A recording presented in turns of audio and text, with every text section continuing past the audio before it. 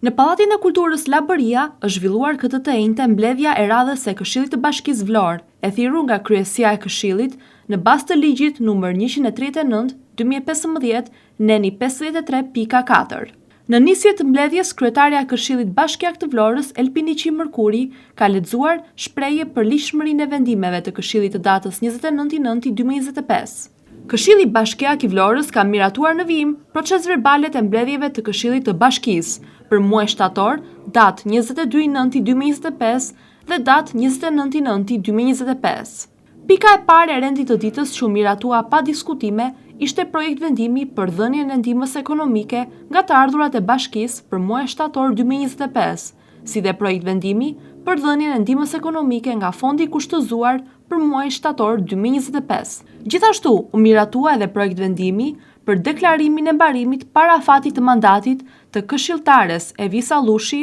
për shkak se u emërua prefekte e qarkut të Vlorës. Projekt vendimi për miratimin e vlerës financiare të dëmeve të shkaktuara nga djegja e banesës së zonjës Alketa Geço dhe shpërblimi financiar nga ana e Bashkisë Vlorë. Më pas, u miratuan pa debate edhe 2 projekt vendime me karakter social, siç ishin projekt vendimi për miratimin e vlerës financiare të dëmeve të shkaktuara nga djegja e banesës të zotit Spartak Stefani dhe shpërblimi financiar nga ana e Bashkisë Vlorë dhe projekt vendimi për miratimin e vlerës financiare të dëmeve të shkaktuara nga era në çatin e banesës së zotit Elam Miçaj dhe shpërblimin financiar nga ana e Bashkisë Vlorë. Diskutime pati në këtë mbledhje projekt vendimi për një shtesë në VKB numër 111 datë 27/12/2024 për buxhetin e Bashkisë Vlorë, i ndryshuar për shpërblimin e shërbimit të punonjësve të mbrojtjes nga zjarri dhe shpëtimi. Në vijim ka kaluar për diskutim dhe miratim edhe projekt vendimi për marrëveshjen dhe krijimin e personit juridik si subjekti kompetencave të përbashkëta midis njësive të vetëqeverisjes vendore dhe Këshillit të Ministrave të Republikës së Shqipërisë për rritjen e kapaciteteve të qeverisjes vendore, Akademia e Trajnimit të Njësive të Vetëqeverisjes Vendore të Republikës së Shqipërisë.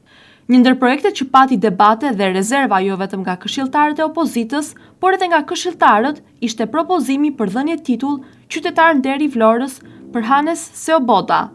ish eurodeputet austriak në vitin 2013. Seoboda mund të jetë një njeri shumë i nderuar, por lind pyetja: çfarë ka bërë ai për Vlorën dhe pse Këshilli Bashkiak i Vlorës duhet që t'i jap titull? Nderimi i tij me titull të lartë qytetar nder i Vlorës nuk mund të bëhet për shkak se i do qefi Fate Velajt, por duhet që ky personalitet ta meritoj vërtet këtë titull dhe të dihen kontributet që ai ka dhënë për qytetin e Vlorës, që me sa duket nuk ka të tilla. Sipas këshilltarëve, Hannes Seoboda nuk është një emër i panjohur, është social-demokrat, por nga dalin këta emra nga hiçi që i paraqiten Këshillit Bashkiak. Ka shumë njerëz që kanë kontribuar dhe kanë vlera dhe që kanë kontribuar për Vlorën dhe që meritojnë titullin e nderit. Por pavarësisht kundërshtive të opozitës, Këshilli Bashkiak i Vlorës me shumicën e votave i bëri qoken Fate Velajt duke votuar Hannes Seoboda si qytetar nder i Vlorës pa patur asnjë kontribut për qytetin dhe pa njohur vlerat, traditën, kulturën dhe historinë e tij.